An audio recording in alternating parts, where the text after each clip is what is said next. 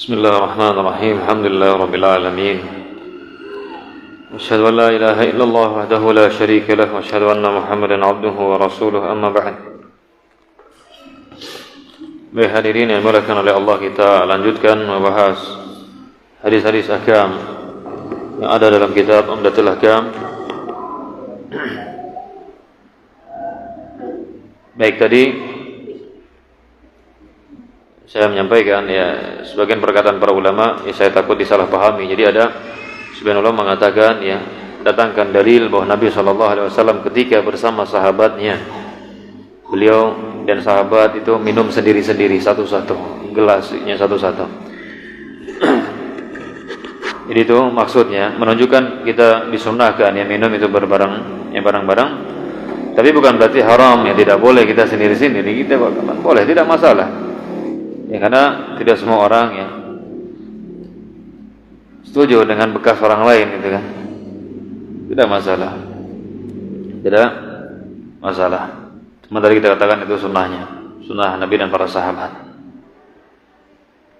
Baik Bapak Ibu yang saya muliakan karena Allah, hadis berikutnya, hadis yang ke-16, an Abdullah bin Abbas radhiyallahu anhuma, qala marra an-nabiy sallallahu alaihi wasallam biqabrain فقال إنهما لا يعذبان وما يعذبان في كبير أما أحدهما فكان لا يستتر من البول فأما الآخر فكان يمشي بالنميمة فأخذ جريدة ضربة فشقها نصفين فغرز في كل قبر واحدة فقالوا يا رسول الله لما فعلت هذا قال لعله يخفف عنهما ما لم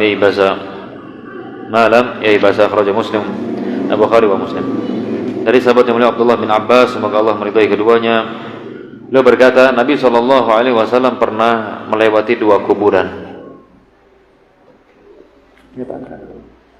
Tangan kanan saya. Baik. Nabi SAW pernah melewati dua kuburan. Kemudian Nabi SAW bersabda, sesungguhnya keduanya ini sedang diazab, sedang disiksa. Dan keduanya tidaklah diazab karena perkara besar, menurut sebagian orang. Padahal itu besar di sisi Allah, namun kebanyakan orang menganggapnya itu bukanlah perkara besar. Salah satunya diazab karena la yastatiru minal baul. Dia tidak menjaga diri dari air kencing. Wa amal akhar, adapun yang satunya, fakana yamshi bin namimah, dia suka namimah, berjalan sana sini namimah. Kita akan jelaskan nanti. Lalu Nabi SAW pun mengambil pelepah kurma, kemudian beliau belah dua, kemudian beliau tanamkan atau tancapkan ke masing-masing kuburan, ke masing-masing kuburan tersebut. Lalu para sahabat bertanya, wahai Rasulullah, mengapa engkau lakukan ini? Beliau belah pelepah kurma, kemudian beliau tancapkan ke masing-masing kuburan. Lalu Nabi SAW mengatakan, semoga keduanya ini bisa meringankan azab selama belum kering. Baik Bapak Ibu yang dimuliakan oleh Allah, ini Nabi kita yang mulia alaihi salatu wassalam diceritakan pernah melewati dua kuburan. Lalu beliau mendengar suara orang yang sedang diazab. Ini menunjukkan kemahakuasaan Allah Subhanahu wa taala. Allah bisa memperdengarkan perkara ini kepada orang-orang khusus. Di sini Nabi sallallahu alaihi wasallam, sedangkan para sahabat tidak mendengar. Ini menunjukkan mukjizat Nabi yang mulia alaihi salatu wasallam. Beliau tahu orang ini sedang diazab. Sehingga hadis ini Bapak Ibu yang dimuliakan oleh Allah menunjukkan bahwa azab kubur itu benar adanya, dan ini adalah keyakinan Ahlussunnah wal Jamaah atau keyakinan kaum muslimin. Kita semua harus yakin bahwa di kuburan itu ada azabnya dan ada juga nikmatnya. Jadi orang-orang yang sudah meninggal terlebih dahulu dari zaman Nabi Adam alaihissalam sampai nanti hari kiamat, itu mereka sedang apa? Sedang di kuburan. sedang mendapatkan nikmat atau mendapatkan azab. Semoga kita termasuk orang-orang yang mendapatkan nikmatnya. Jadi sedang mendapatkan nikmat atau mendapatkan azab di kuburan. Sekarang kita yakini. Ini harus kita yakini, harus kita imani, dan tidak perlu kita membongkar-bongkar kuburan hanya ingin memastikan benar atau tidak. Karena sebagian orang mereka bongkar kuburan saking pengen tahunya ini benar nggak sih ada azab atau ada nikmat. Ternyata ketika mereka bongkar nggak ada nikmat. Mereka bongkar lagi kuburan yang lain nggak ada azab. Maka kita katakan tidakkah cukup firman Allah, tidakkah cukup sabda Rasul sallallahu alaihi wasallam? Ya, tidakkah cukup itu? Sehingga harus bongkar-bongkar, ngapain? Kita seorang muslim wajib beriman apa yang disampaikan oleh Nabi sallallahu alaihi wasallam, sudah cukup. Karena ini alamnya berbeda. Alamnya berbeda meskipun Bapak Ibu, meskipun terkadang meskipun terkadang Allah Subhanahu wa taala menampakkan atau memperdengarkan ke sebagian orang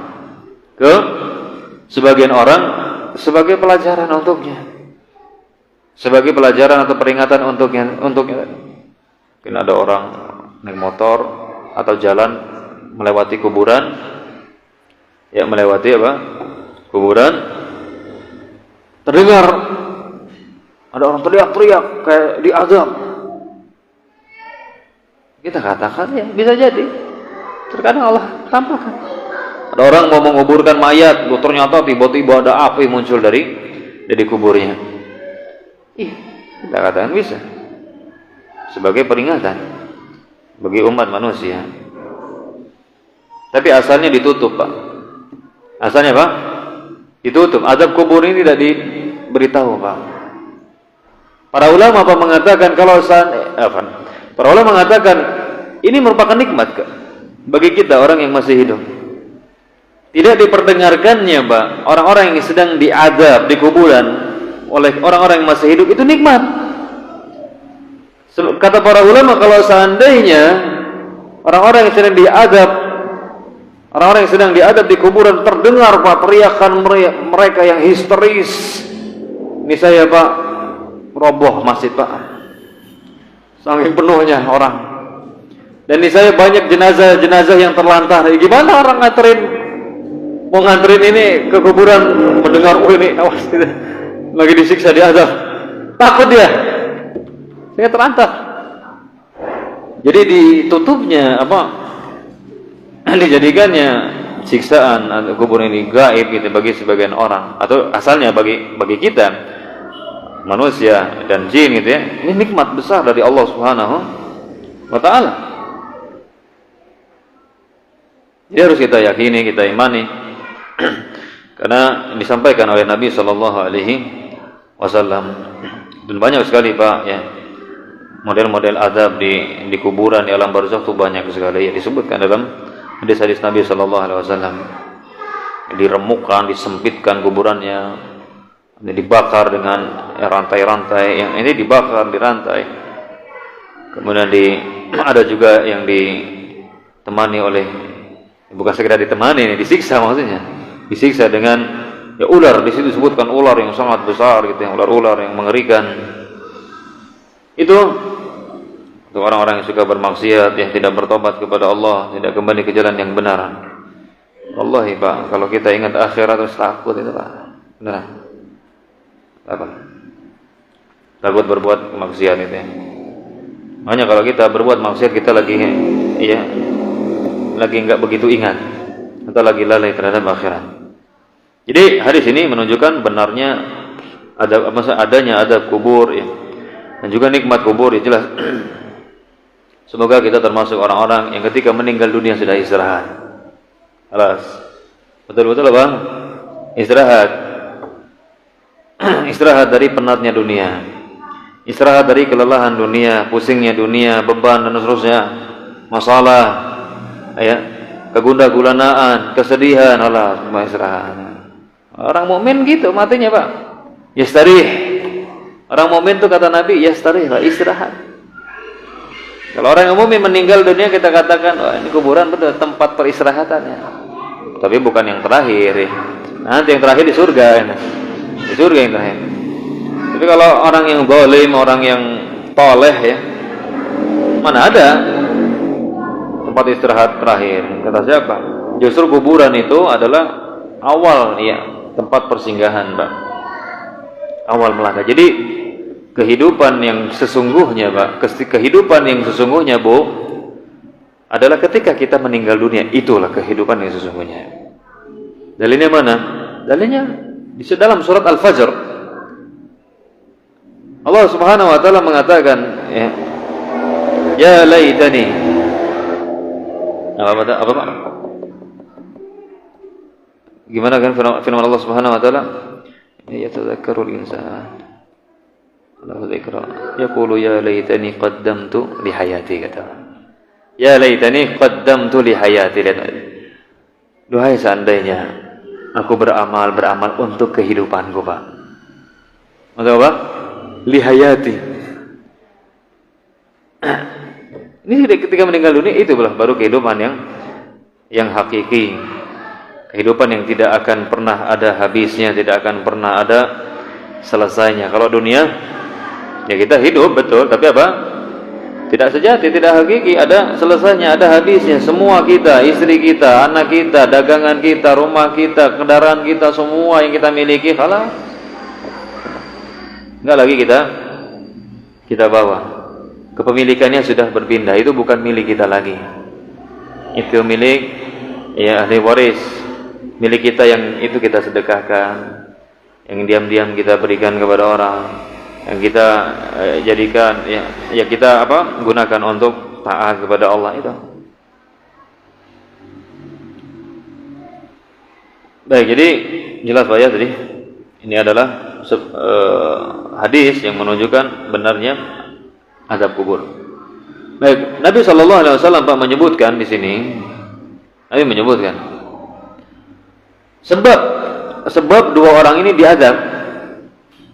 Jadi ini nih perbuatan ini adalah sebab seseorang mendapatkan azab kubur. Yang pertama, fakana la yastatiru minal baul. Yang pertama ini tidak menjaga diri dari air kencing. Sembarangan itu kencing cepat sangat, pokoknya kemana-mana air kencingnya. Menunjukkan Pak, hukum asal benda najis itu kita jauhi masalahnya. Hukum asalnya benda najis apa? Kita jauhi. Para ulama ijma' sepakat benda najis itu tidak boleh kita dekat-dekati. Asalnya kecuali untuk menghilangkannya tidak masalah. Kecuali apa? Untuk menghilangkannya. Makanya sampai kata para ulama enggak boleh kita nyentuh langsung benda najis karena asalnya dijauhi. Ini kok malah mau disentuh-sentuhin ya. Nah, karena itu sebagian ulama mengatakan ketika kita cebok pakai batu. Harus pakai batu. Jadi batu dulu, batu atau yang lainnya yang semisal dengan batu baru digabungkan dengan air. Karena kalau enggak nanti dia nyentuh. Namun yang sahih adalah boleh. Jadi mubasyaratul haram litakhallus minhu jaizah. Memegang sesuatu yang haram atau memakai sesuatu yang haram dalam rangka menghilangkannya atau mengembalikannya kalau yang tadi memegang itu boleh, tidak masalah. Satu dulu deh terjemahnya. Yang menyentuh sesuatu yang haram dalam rangka menghilangkannya dibolehkan. Najis kita katakan haram, Pak.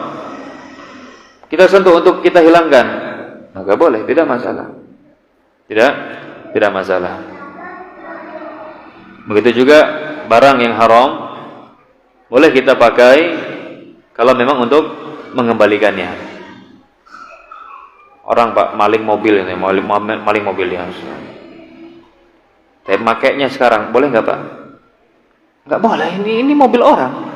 Nggak boleh kita pakai kecuali dengan izin atau keridhaan pemiliknya. Ini dipakai haram nih. Tapi gimana kalau sana dia di jalan tobat? Astagfirullah. Ingat dia. Hadis. Malingnya hafal hadis. Ingat hadis ya. Ya Allah, ini enggak boleh. Akhirnya apa? Ya udahlah. Dia putar balik. Nah, dia kan sekarang pakai lagi nih. maka ketika itu tidak dikatakan haram lagi makainya. Kalau memang tujuannya apa? Untuk mengembalikannya. Untuk mengembalikannya. Siapa-siapa yang digebukin orang ini. Tahu kan ya? Ya dengan cara diam-diam atau gimana ya. Supaya tidak, kalau memang taubat kepada Allah Subhanahu wa taala. Jadi hati-hati dengan air kencing, ya jangan sembarangan. Kita jaga diri ya semampu kita, semaksimal mungkin. Kalau ada yang terkena ya tubuh kita, maka kita bersihkan. Jadi yang bermasalah itu kalau kita tahu nih terkena, kita biar aja ya, enggak begitu peduli gitu ya. Kita katakan ini bermasalah. Baik, kemudian yang satunya diadab wa ammal akhar fa kana yamshi bin namimah. Yang satunya diadab karena dia berjalan sana sini ya namimah, melakukan namimah. Namimah itu Pak, adu domba. Mengadu domba, bukan ngadu domba ini domba diadu gitu ya, bukan. Itu haram juga, itu nanti haramnya menyiksa gitu ya, mendalimi hewan. Cuman maksud dari namimah, para ulama menjelaskan adalah naqlu kalamil ghair lil ghair ya. Naqlu kalamil ghair lil ghair lil idrar atau lil ifsad. Jadi menyampaikan perkataan si A ke si B gitu ya, saya terima gitu ya. Menyampaikan perkataan si A ke si B, tujuannya apa? Merusak hubungan. Contoh Pak. Si A ngomongin si B, si B itu bodoh, si B itu benar-benar kurang ajar, si B itu orangnya begini begitu, pokoknya enggak jelek banget lah, enggak enak orangnya itu, jelek-jelekin. Si C denger, nih Pak, Bu, si C denger si ini sih. Siapa nih tadi, si B? Oh, si B. Atau si A tadi? Si A lah. Si A nih ngomongin si B, pokoknya jelek-jelekinnya. Si A denger, si C denger. Ah, kata si C, kesempatan nih. Ditunggu-tunggu dari dulu supaya mereka berantem.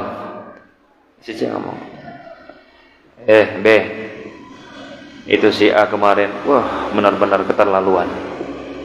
Masa ente dijelek-jelekin di hadapan khalayak ramai lagi? Pokoknya dia ngebongkar aib ente. Benar, nantang lagi. Iya. Yang benar. Iya, udah kalau pokoknya udah keterlaluan banget dia. Nah, ini kan marah dia. Nah, ini apa? Terima kasih atau sayang sama dia? Rusak, Pak. Ini apa? Merusak. Kalau seandainya ini tujuannya, wallahi Pak, namimah itu besar sekali Pak dampaknya. Buruk. Wallahi buruk. Maka dikisahkan Pak, ini kisah nyata. Dan ini dikisahkan beberapa kali oleh guru kita, hatta masyayikh kita pernah juga menceritakan ini. Cuma tempatnya di mana. Jadi menunjukkan buruknya apa?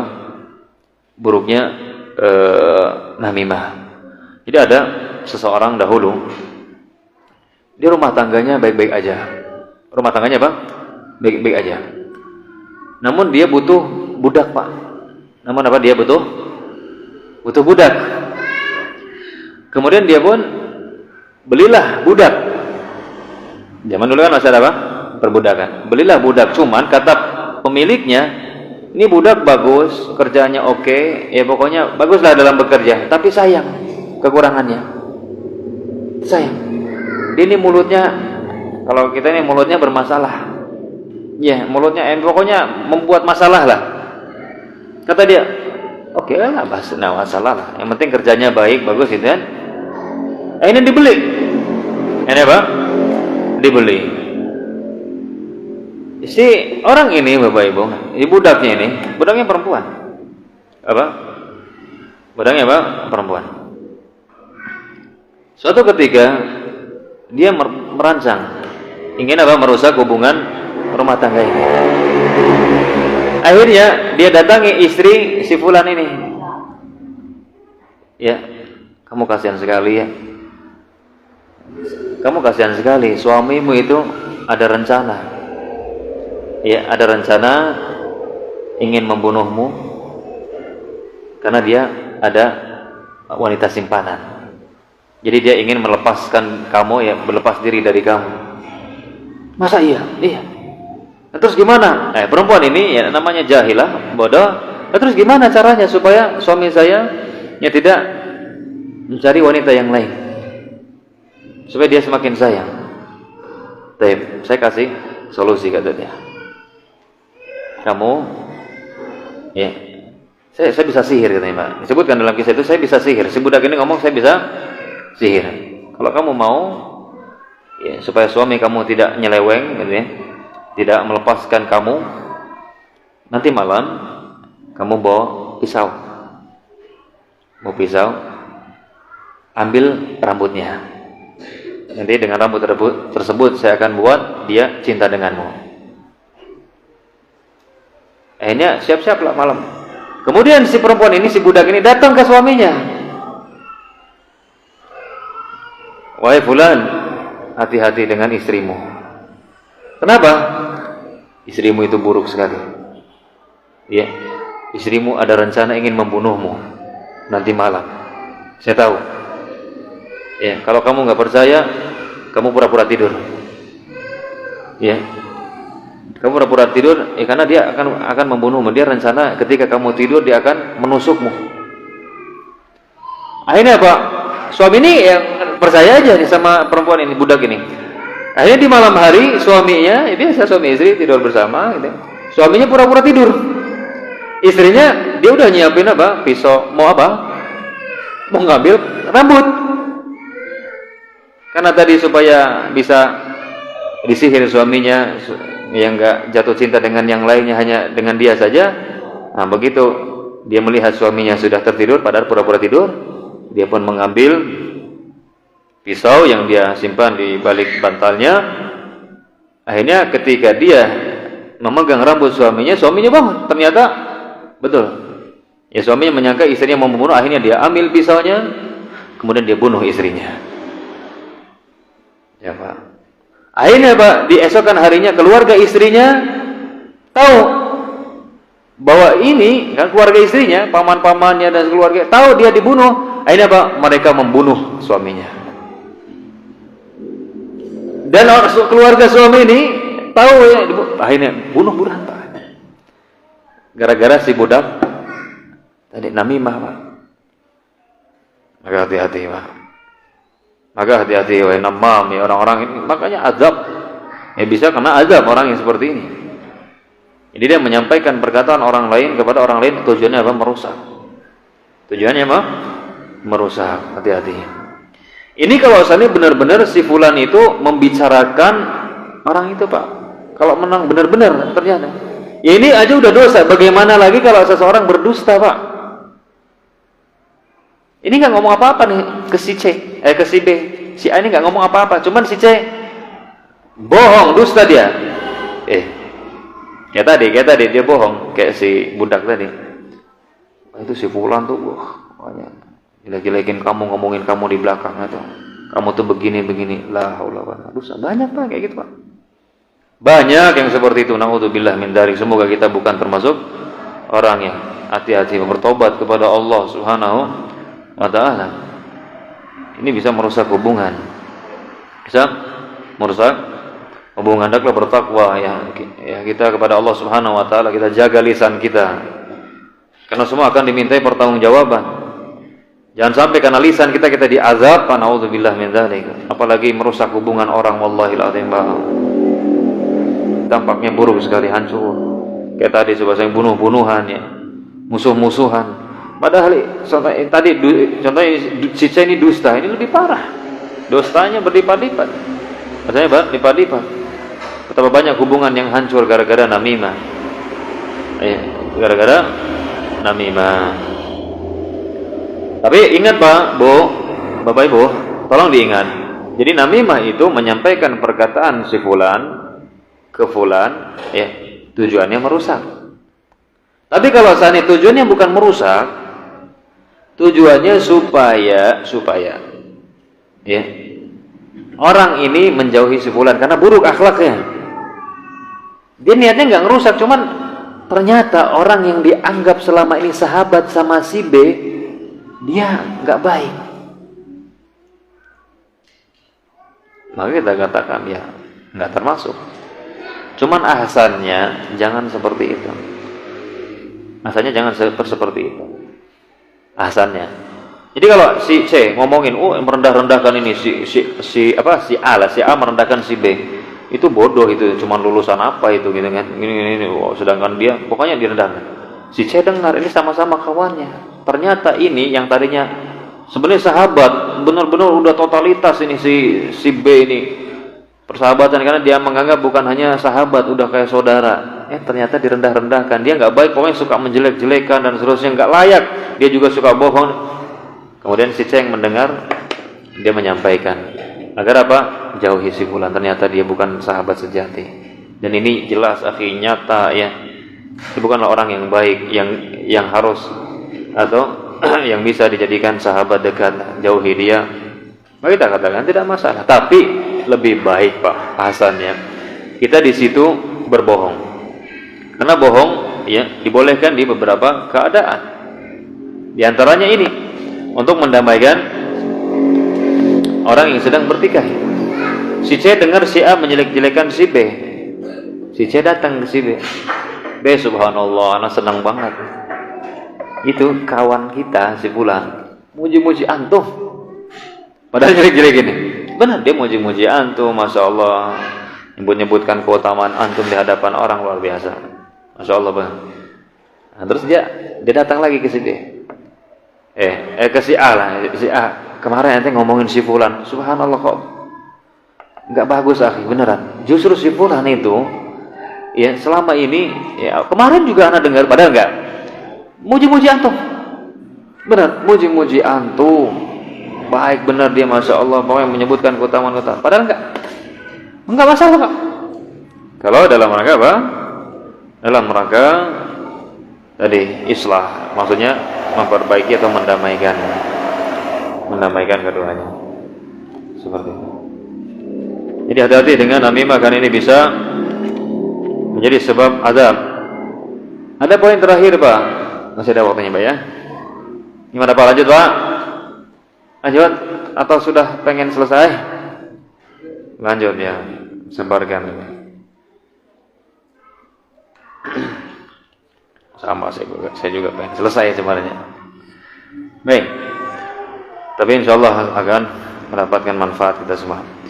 Ada permasalahan yang lain. Ketika Nabi Shallallahu Alaihi Wasallam tahu ini diadab, Nabi Shallallahu Alaihi Wasallam Pak memerintahkan, dalam riwayat Nabi memerintahkan untuk diambilkan pelepah kurma.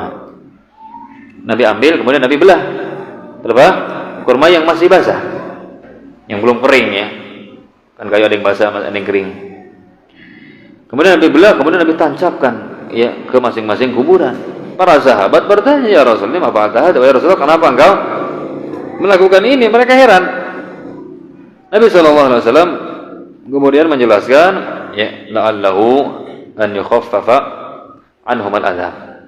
Ya, semoga ini ya bisa meringankan adab mereka ya basah selama belum kering. Baik, sebagian ulama Bapak Ibu mengatakan disunahkan kita menancapkan pelepah kurma atau yang lainnya, pohon-pohon yang basah. Kenapa? Karena mereka mengatakan perbuatan Nabi. Ini perbuatan Nabi. Dan perbuatan Nabi hukum asalnya untuk disuri teladan, untuk dicontoh. Sehingga tidak heran kita dapati sebagian orang mengatakan tancap. Kalau bisa nggak usah tancapkan, ditanam pohon di atas kuburannya. Ya kan gitu kan, ada kan pohon-pohon itu ditanam ya. Pohon-pohon singkong kan. Iya, singkong racun itu pohon ditanam di situ. Kata mereka ini sunnah Nabi.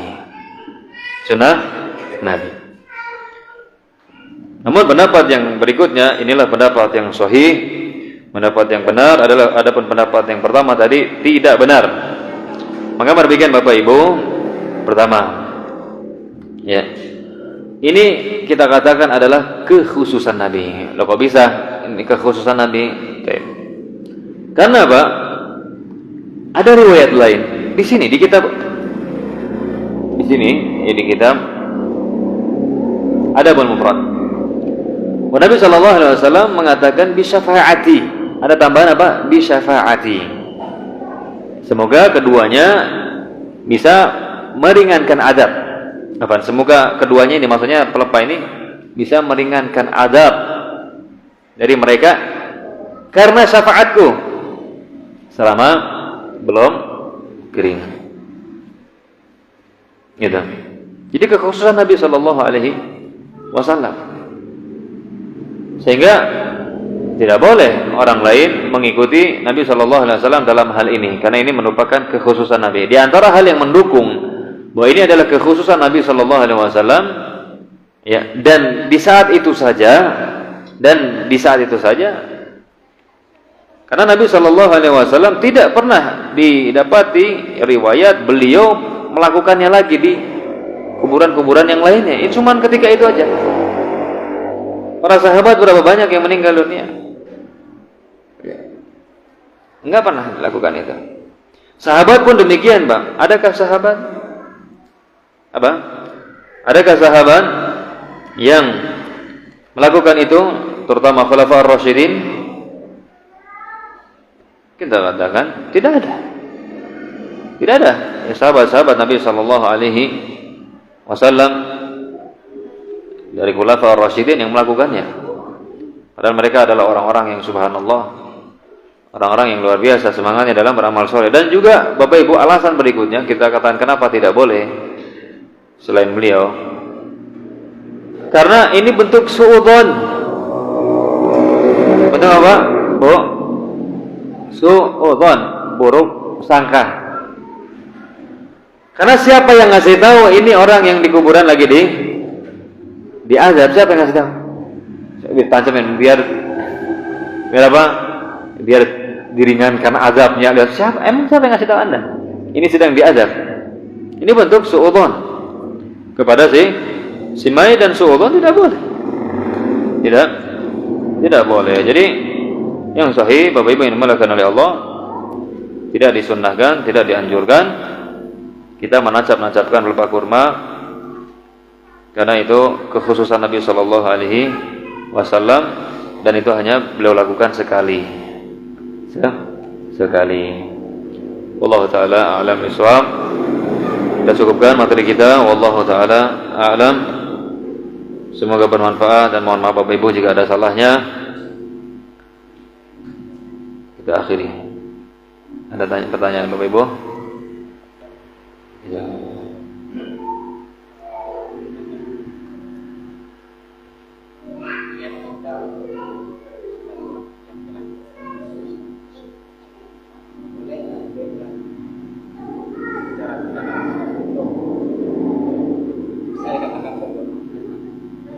Berdoa.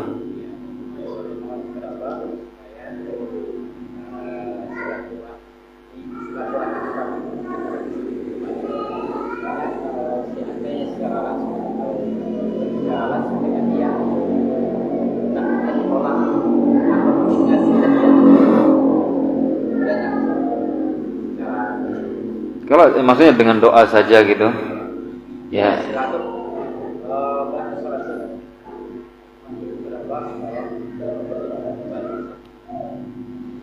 Tapi nggak langsung, karena nggak bisa, nggak ketemu, atau karena tadi takut ditolak. Nah, jadi Bapak Ibu yang dimuliakan oleh Allah, silaturahim, ya, tidak cukup dengan mendoakan. Kita katakan itu salah satu bentuknya. Tapi kalau kita lihat hadis-hadis Nabi Shallallahu Alaihi Wasallam yang menganjurkan, ya, kita untuk menyambung rahim, itu langsung ada interaksi di situ. Ada apa? Interaksi langsung, baik itu dengan ucapan maupun dengan perbuatan. Dan kita jika diputus oleh saudara kita, kemudian kita ingin berbuat baik, maka kita katakan lakukan perbuatan baik. Jadi jangan sampai kita meninggalkan kemaslahatan yang sudah jelas maslahatnya hanya karena, ya, takut tadi. Karena takut. Jadi ada kaidah Bapak Ibu, la yanbaghi tarkul maslahatil mutahaqqiqah li ajli al-mafsadah al-mutawahhamah. tidak boleh meninggalkan kemaslahatan yang udah jelas, udah pasti maslahat hanya karena mafsadat yang masih di kayak-kayaknya gitu. Ini kita ngasih hadiah, ngasih apa? Maslahatnya jelas, pasti. Adapun ditolak atau tidaknya belum pasti. Jadi di situ ya kita berusaha, ya kita berusaha ada interaksi dengannya langsung. Kalau seandainya nggak bisa dengan dia langsung, ya udah dengan istrinya, dengan anaknya gitu. Ini langsung yang berhubungan dengan beliau. Seperti itu. Kalau hanya mendoakan saja, kita katakan ya kurang. Itu betul termasuk ya. Itu termasuk. Namun minimal ketika kita berjumpa, kalau memang sangat sulit gitu ya, minimal ketika kita berjumpa kita ucapkan salam. Ya, mengucapkan salam, nanya kabar, dijawab alhamdulillah, nggak dijawab itu dosa dia, dosa dia, seperti itu. Karena memang ada sebagian keluarga yang kita sudah berusaha menyambung tapi dia tetap saja jahat dengan kita, maka ya sudah, kita jika memang ingin melakukan silaturahim dengan memberikan hadiah, kita kasih ya, ke istrinya atau ke ininya, ke anaknya gitu ya. Kalau juga tidak memungkinkan gitu ya, betul-betul marah besar, maka minimalnya tetap ada hubungan, baik itu meskipun itu sekedar salam ya, menyapa ketika berjumpa, itu termasuk menyambung rahim. Kalau sana memang buruk akhlaknya, sangat membahayakan kita, maka kemarin kita sudah bahas uhjurhum hajran jamilah. Hajar dengan cara yang baik. Hajar dengan cara yang baik. Maksudnya apa? Menghajar tanpa menyakiti, menjauhi tanpa menyakiti. Menjauh tapi tidak putus gitu. Menjauh tapi tidak putus. Demikian. Seperti Nabi SAW dengan paman-paman beliau, terutama Abu Lahab. Apakah Nabi menyakitinya? Jadi Nabi jauhi, tapi Nabi tidak menyakiti. Dan ini praktik dari Nabi ya, terkait dengan menghajar dengan cara yang baik, seperti itu. Jadi kalau memang, saya ulangi lagi, kalau memang tidak memungkinkan sama sekali, marah besar dikasih kok malah merasa dihina gitu ya, terus kalau memang kita bisa ya terus lakukan itu terus ya, semoga Allah Subhanahu wa taala meluluhkan hatinya. Tapi kalaupun malah berbahaya gitu ya, diancam kalau balik lagi ke sini gue bunuh gitu ya, kita katakan waduh. Nah, kita katakan ya uhjurhu hajran jamila. Hajarlah dia, jauhi dia, namun yang baik, maksudnya tanpa menyakiti. Seperti itu. Dan dosanya ditanggung oleh dia, ini yang memutus hubungan dengan kita. Adapun kita tidak. Ada lagi Bapak Ibu?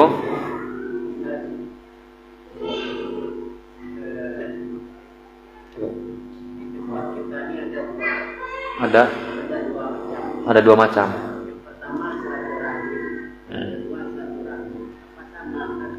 Ya, sebenarnya sama aja Pak. Rahmi. Jadi itu kan ro ha mim. Ro ha mim gitu ya. Itu bisa sebenarnya rahmi ya. Bisa juga rahim bacanya.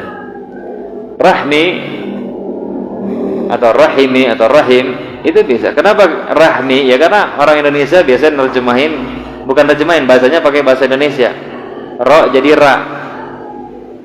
Ya kan? Ro jadi ra, jadi rahmi. Atau ro benar silaturahmi gitu. Semuanya sama, Pak. Sama aja. Sama-sama. Cuman yang sering disalahpahami orang-orang yang tidak memiliki rahim, ketika dikunjungi dikatakan silaturahim. Ya itu bukan silaturahim ya, maksudnya ya kita hubungan sesama muslim aja, memperbaiki hubungan di antara kita, tapi nggak ada kaitannya dengan rahim. Dan itu termasuk keutamaannya besar. Ya, saling mengunjungi, ya berkumpul karena Allah. Ya, berkumpulnya karena Allah, karena saling mencintai di jalan Allah. Nah, itu punya keutamaan khusus. Tapi bukan termasuk menyambung rahim, karena nggak ada hubungan rahim. Mau kemana? mau silaturahim ke siapa? Si fulan. Emang anaknya siapa? Ya anak orang, itu enggak ada hubungan. Ya, itu bukan rahim sebenarnya, itu kawan. Ya, seperti itu ya. Masih ada sih. Ya, Pak.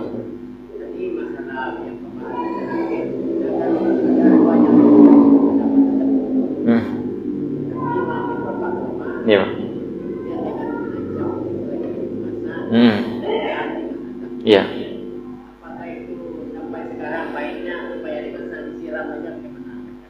Disiram. Baik. Iya, disiram-siram.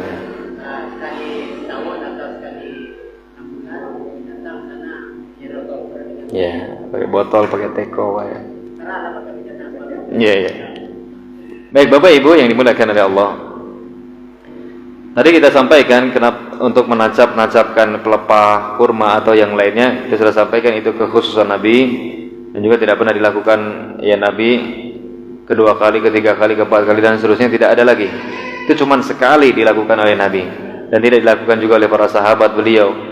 Ya, dan itu bentuk suudzon, buruk sangka dengan si mayit. Adapun menyiram, sebenarnya ada hadis, Bang. Ada hadis dari Nabi SAW bahwa ya beliau pernah memercikan air ke kuburan Utsman bin Maz'un. Utsman bin Maz'un, namun itu setelah pemakaman. Setelah apa? Pemakaman agar tanahnya lebih keyakinan, ada keyakinan khusus. Kalau bawa air gitu kan untuk memadatkan tanah gitu ya. Ketika selesai menguburkan kita katakan, nah ini sunnah Nabi. Tapi adapun setelah itu setahun sekali disiram nih, biar minum gitu ya, atau biar basah kuburannya. Nggak pakai teko, hujan juga basah itu. Apakah berarti dengan hanya basah gitu ya, disiram air berarti ringan azabnya? Kalau gitu minta aja hujan terus biar basah gitu, supaya ringan azabnya. Kita katakan tidak demikian. Jadi perbuatan tersebut ya termasuk perbuatan yang diada-adakan dalam agama. Ini salah ya, keyakinan seperti itu. Botol kadang ditancepin, bacain dulu Al-Fatihah botolnya, atau yang lainnya ini. Kita katakan ini tidak ada ajarannya dari Nabi SAW. Yang ada adalah setelah selesai menguburkan kemudian dibersihkan. Itu pun Nabi lakukan hanya di kuburan Utsman bin Maz'un. Yang lain-lainnya tidak. Yang ini intinya tidak masalah, sahih ya, boleh karena ini bukan kekhususan beliau, maksudnya untuk umat juga, tidak ada dalil yang menunjukkan kekhususan. Karena hukum asalnya perbuatan beliau itu untuk diikuti, untuk diteladani, dicontoh, kecuali ada dalil yang mengkhususkan. Jadi ini tidak benar, Pak. Salah. Wallahu a'lam bishawab. Waalaikumsalam. Ini secara bahasa meratap. Ya. Ya. Apabila kita meninggal tapi kita tidak menentang menolak perayaan nanti malam kematian itu, apakah itu kita mati bawa dosa meratap namanya? Jadi nanti kita diadab gara-gara mereka meratapi kita itu. Ya, kita wafat di dalam keadaan kita ikut serta ya, dalam kegiatan malam kematian itu. Bertobat. Belum bertobat. Ya, belum menentang dan belum bertobat. Terus kita meninggal. Apa kita termasuk orang yang meratap? Kan ada meratap, ada acara-acara baru gitu ya. Kalau seandainya hadirin yang dimakan oleh Allah terkait dengan meratap, ada hadis dari sahabat yang mulia Ibnu Umar. Jadi al-mayyitu yu'adzabu bimaniha alaihi. Si mayit itu bisa diadab karena diratapi oleh keluarganya. Hadis ini Pak ketika didengar oleh Bunda Aisyah beliau tentang, kok bisa mayit diadab karena diratapi oleh keluarganya? Emang apa salah mayit gitu kan? Beliau berdalil dengan firman Allah, wala taziru waziratu wizra ukhra. Ya, seseorang itu tidak menanggung dosa orang lain. Loh, kok ini bisa diadab? Padahal mereka yang meratapi, mereka yang melakukan dosa, dia kok diadab? Makanya diingkari oleh Bunda Aisyah.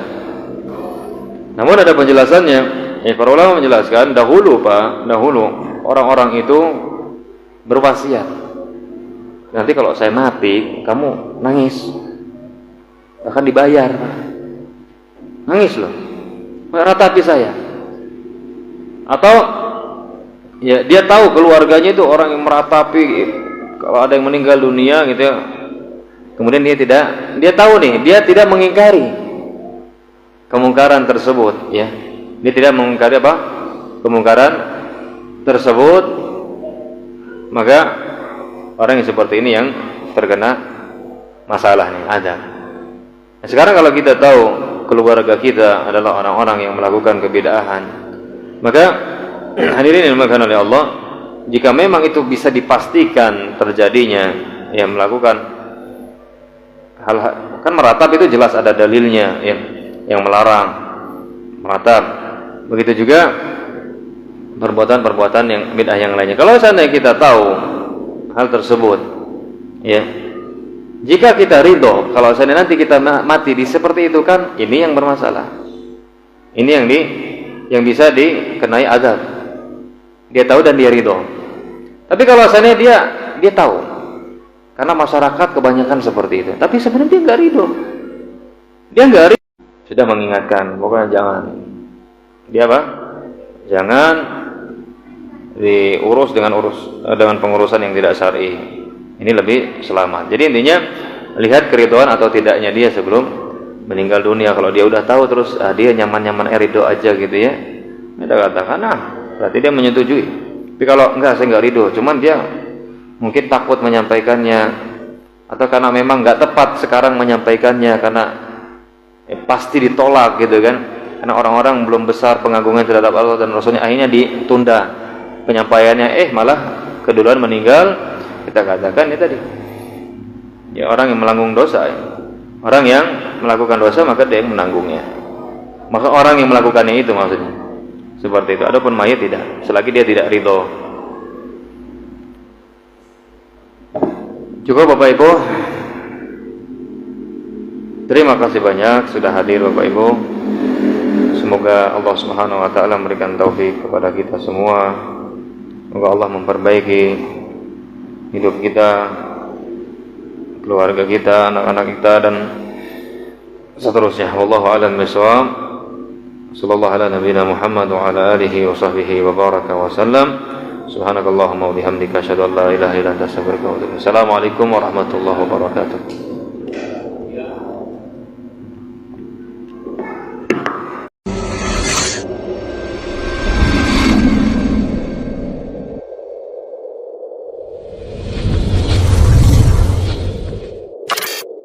Imam Ahmad, Al-Quran surah Ar-Rahman adalah awal penciptaan Adam. Ya, pertamanya Allah menciptakan Adam, di mana Allah pertama menciptakan Adam min turab, dari tanah. Kemudian dari tin, tanah secara umum. Nah, dipilihlah tanah-tanah itu dikasih air. Tin itu adalah tanah yang digabung, yang dibasah. Dari tanah yang beraneka warna, sehingga makhluk itu, manusia itu beraneka warnanya. Setelah itu, tatkala tanah itu sudah dikasih air seperti tanah liat, sudah dikasih air itu, dia bergabung satu sama lain.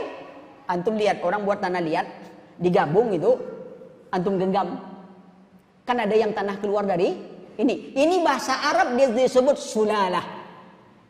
Ya, yakni tanah liat yang seperti sudah ambil tanah, lalu tanah yang beraneka warna dicampur, ini dinamakan tin. Pertama turab, tanah satu, sudah itu dicampur jadi tin, setelah itu digabungkan menjadi sulalah, yang keluar, sudah itu sulalah tadi, tanah liat keluar dari selah itu, kemudian mengeraslah dia menjadi hamma'in masnun, dan setatkala dia mengering, baru dia menjadi sulalah kalfakhar. Itu uraian Imam Ahmad, bukan uraian Ana. Ana tak tahu apa-apa kalau tak dibaca buku Imam Ahmad. Lihat rangkaian penciptaan. Turab diambil banyak menjadi tin, gabung, digabung tin menjadi sulala. Begitu dia mengering menjadi mahammain masnun, begitu dia berbentuk seperti tembikar, barulah dia menjadi kalfakhar. Itu penciptaan. Tak ada pertentangan. قل يا عبادي الذين أسرفوا على أنفسهم لا تقنطوا من رحمة الله